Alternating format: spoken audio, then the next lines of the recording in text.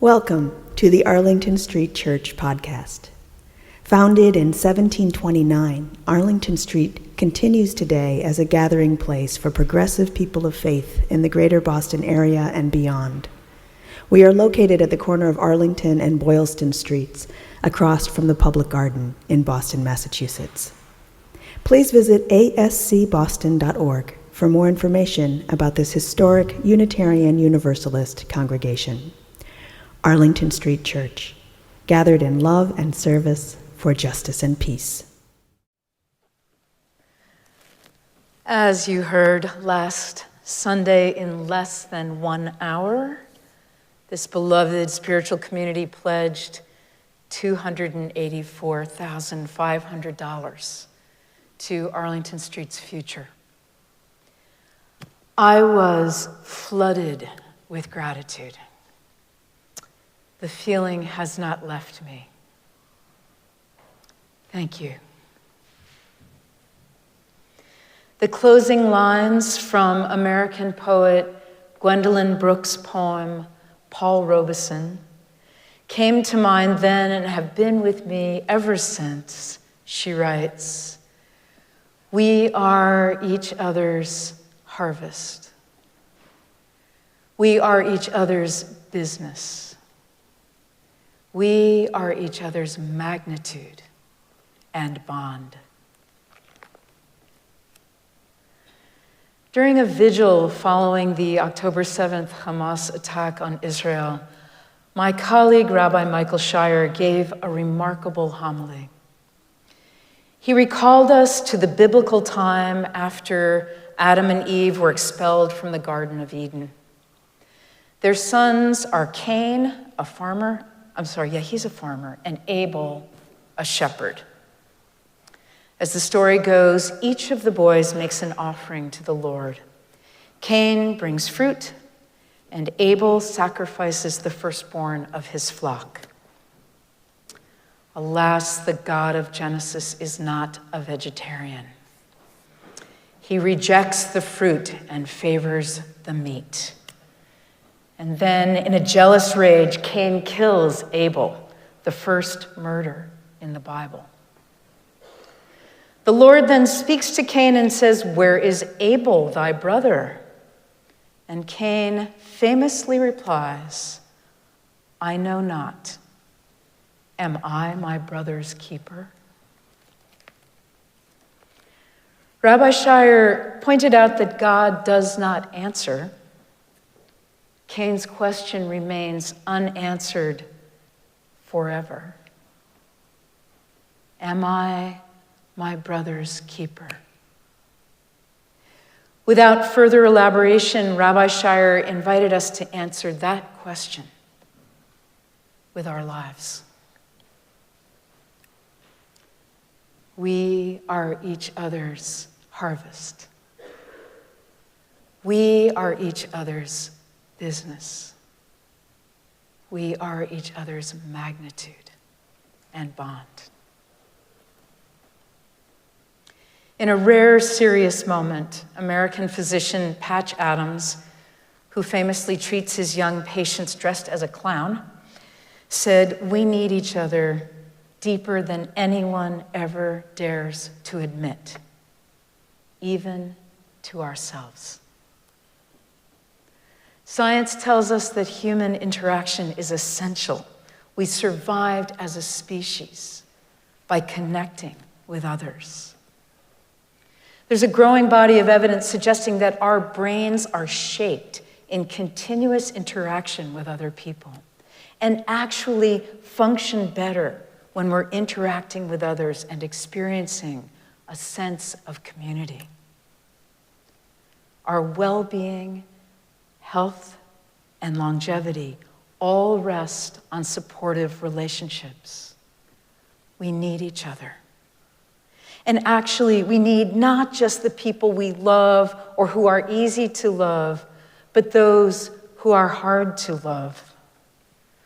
American author and civil rights activist Maya Angelou writes, "Each one of us has lived through some devastation, some loneliness, some weather superstorm or spiritual superstorm When we look at each other, we must say, I understand. I understand how you feel because I have been there myself. We must support each other and empathize with each other because, she says, each of us is more alike than we are unalike. It is a spiritual practice to recognize and greet the Spirit in every person we encounter. Try it. It will change your day. It might change your life. It could change the world. I've been thinking about this story. It was told to me as truth. I think it's myth. But either way, it's a good teaching tale. A great many years ago, in the countryside of the United Kingdom, a poor farmer heard a child crying for help. He dropped his tools and ran toward the sound. In a nearby bog, a small, terrified child was mired to his waist in black muck. With great effort, the farmer managed to get him out, unharmed. The next day, a carriage pulled up at the farmer's house. A man got out and introduced himself as the owner of the neighboring farm and the father of the child whom the farmer had rescued from the bog. The farmer rescued the man, and the two men stood outside talking. When the man tried to give the farmer money as a kind of reward, the farmer refused to take compensation, saying that saving the life of the child had been its own reward. The farmer's son came out of the house and was introduced to the man, and the three of them spoke for some time. Then the man said to the farmer, I want to help your son. I want to make it possible for him to have the same education that I give my son. And at his urging, the farmer agreed to the proposal. And so the son was educated at the best schools in London and eventually graduated from St. Mary's Hospital Medical School. The son of the farmer, this much we know is true, was none other than Alexander Fleming, who grew up to become the Scottish physician and microbiologist who discovered penicillin. The man who had paid for his education was well pleased. And some years later, close to death from a respiratory illness that almost killed him, the man's life was saved by none other than Dr. Alexander Fleming. One more thing about that man. That was Lord Randolph Churchill. And his son, the boy saved from the bog by the farmer, Dr. Fleming's father, his son grew up to be the prime minister who led Britain to victory in the Second World War, Winston Churchill. We are each other's harvest. We are each other's business. We are each other's magnitude and bond. I love the profound richness of French Jesuit priest Pierre Teilhard de Chardin's insight that we are not human beings having a spiritual experience. We are spiritual beings having a human experience. I mean it when I ask you, why else are we here? If we're willing to really engage the question of our purpose, the answer is clearly that we were not put on earth to accumulate more wealth or have more stuff, to be happy at the expense of the earth, the water, the air, and other living beings, to have more power and kill the other guy to get it if we have to.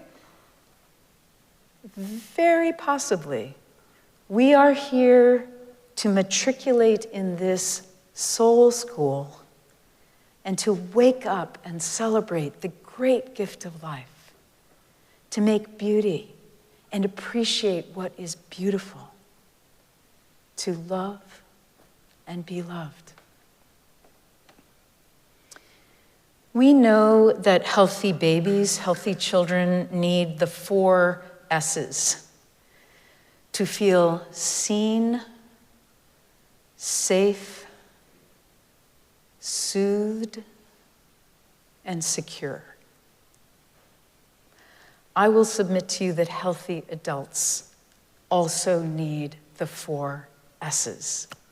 And we can do that, be that for one another. It is never too late to be seen, safe, soothed, and secure.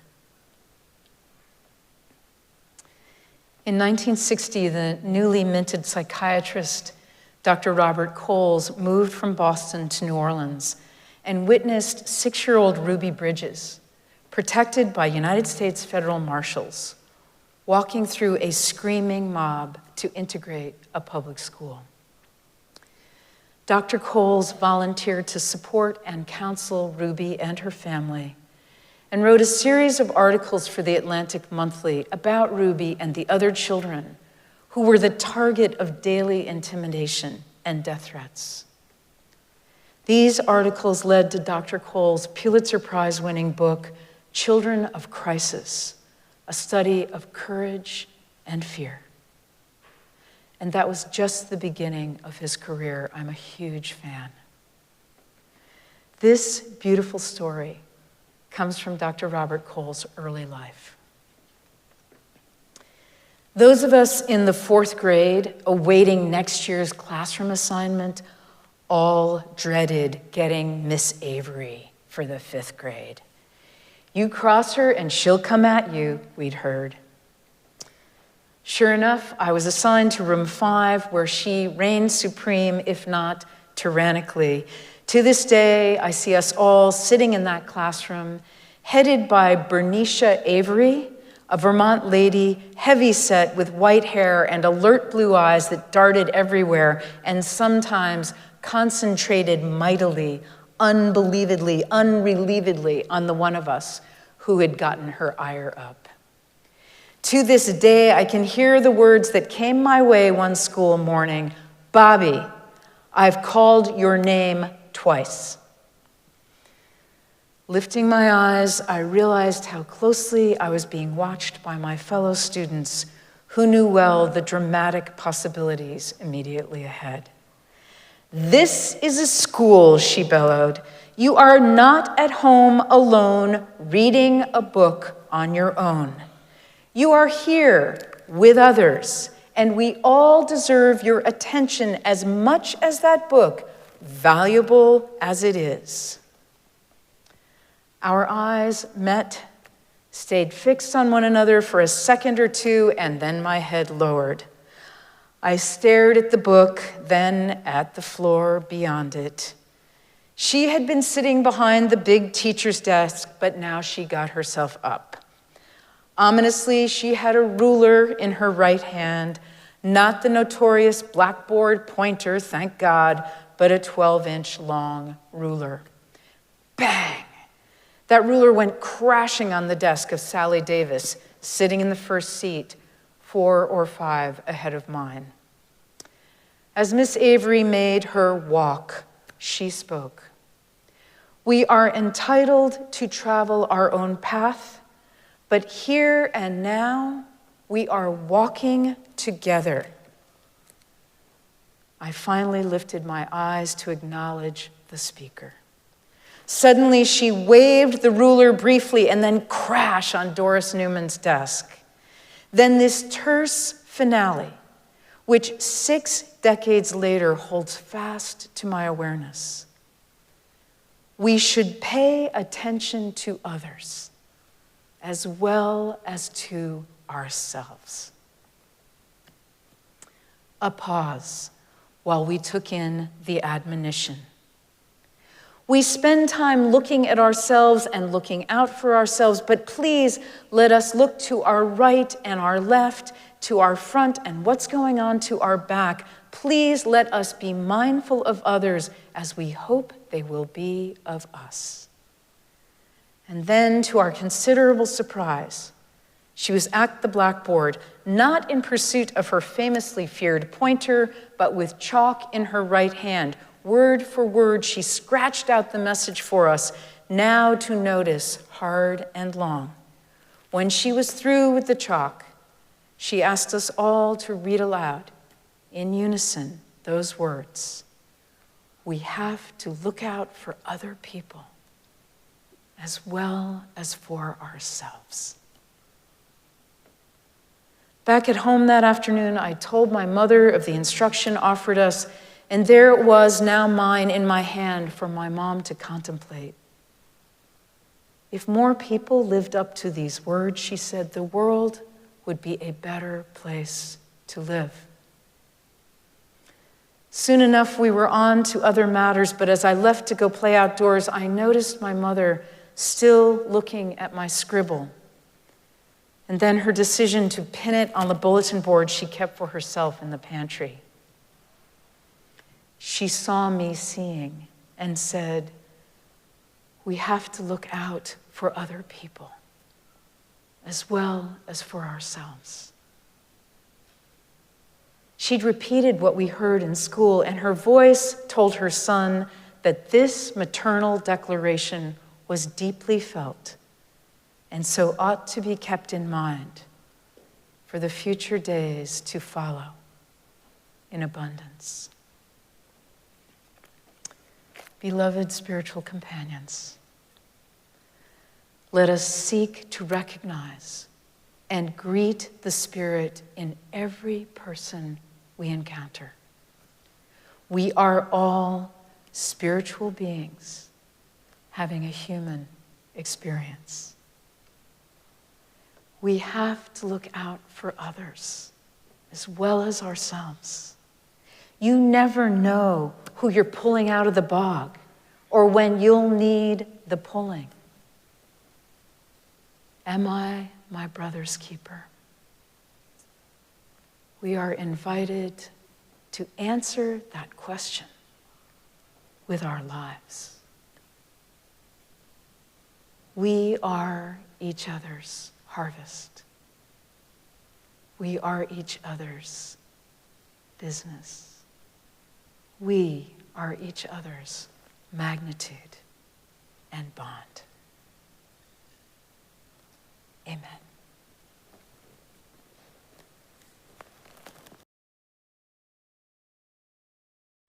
And now for our benediction, I invite you to put your hands over your heart in namaste. I bow to the divine in you. The words of Gwendolyn Brooks, you can say them with me now. We are each other's harvest. We are each other's business. We are each other's magnitude and bond.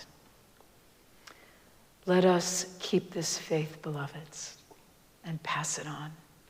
The service begins when the service ends. Bless your hearts. I love you. Amen.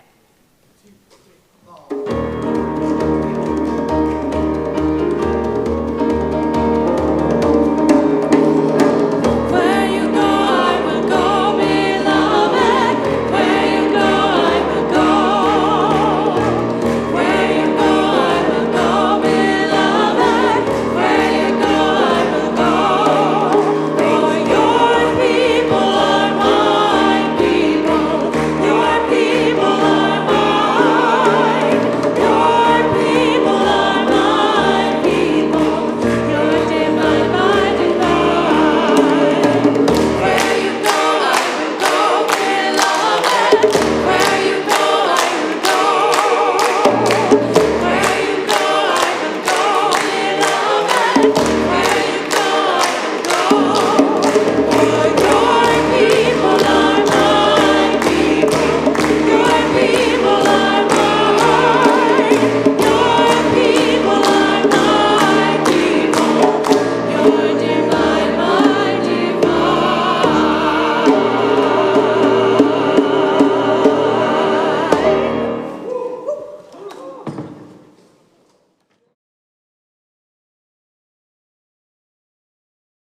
Please visit ascboston.org for more information about this historic Unitarian Universalist congregation. Arlington Street Church, gathered in love and service for justice and peace.